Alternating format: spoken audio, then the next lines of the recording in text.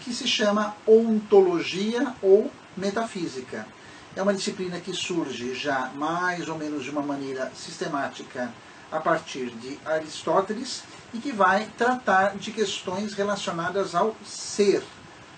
Em grego, ontos significa ser, ou seja, é o estudo do ser, de todas as coisas como elas são na sua natureza original, daí o nome origem, e não apenas nas características, nos predicados das suas existências. Meu nome é Kerian Gracher e este é o SciFilo.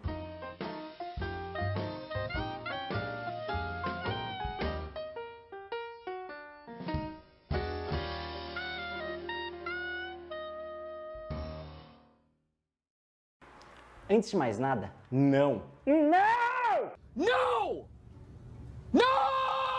Metafísica não significa além da física. Isso é um erro muito comum que as pessoas têm, por causa que a etimologia da palavra, lá do grego, meta era um prefixo que significava além de. E física significava física mesmo. Só uma nota. Tá vendo o íconezinho que apareceu aqui agora há pouco? Apareceu aqui? Tá vendo? Esse ícone aí. Isso significa o seguinte. Quando eu estiver falando alguma coisa que pode ser um pouco complicado, mas que eu não quero me deter muito nisso, por exemplo, agora eu falei sobre etimologia da palavra. Se você não conhecer, por exemplo, esse íconezinho que está dizendo que vai ter uma nota sobre isso lá embaixo. Beleza? Voltando. A disciplina metafísica tem o nome que tem por um motivo histórico. Aristóteles, aquele filósofo grego que usava uma túnica, que foi o mestre do Alexandre o Grande, então esse cara foi um gênio. Ele trabalhou em várias áreas diferentes. Ele falou bastante sobre física, ele falou sobre artes, poesia, falou sobre biologia, tanto é que a taxonomia que se usa na biologia veio dele. Falou sobre filosofia. Depois, quando foram reunir as obras de Aristóteles, eles resolveram juntá-las por tópicos. Então, teve lá um tópico que era a biologia, teve o outro sobre física, os tópicos da filosofia. Os tópicos na qual ele discutia problemas que eram muito gerais acerca da natureza. Esses tópicos eles reuniram e colocaram o livro após o livro da física. Por isso, metafísica, além da física. E é só isso. Mas vamos chegar com esse papo histórico e vamos para o que interessa? A fronteira do que deve ou não ser considerado metafísica é um pouco vaga, isso até hoje.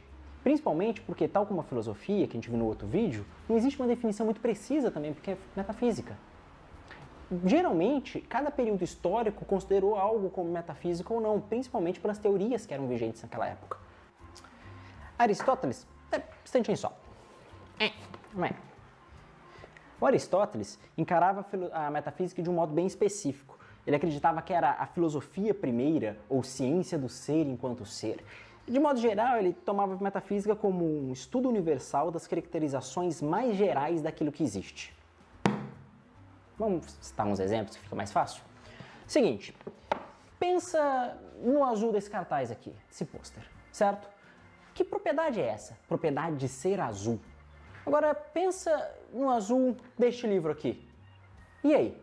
São duas propriedades azuis? Ou é uma mesma propriedade que está em dois lugares diferentes? É o azul deste livro e o azul deste cartaz e são propriedades distintas ou é a mesma? Não sei.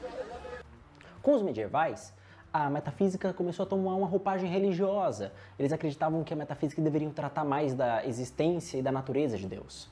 Dois problemas famosos que foram muito discutidos entre aqueles filósofos era, por exemplo, a natureza divina. Seria Deus onipotente, todo-poderoso? Seria Deus onisciente, sabia de tudo? Ele era onipresente, estava em todos os lugares? Um outro problema muito famoso daquela época era compatibilizar a onisciência divina e o livre-arbítrio. Por exemplo, se Deus era onisciente, então ele sabia de tudo desde o começo dos tempos. Então ele sabia, por exemplo, que eu estaria aqui, gravando esse vídeo hoje.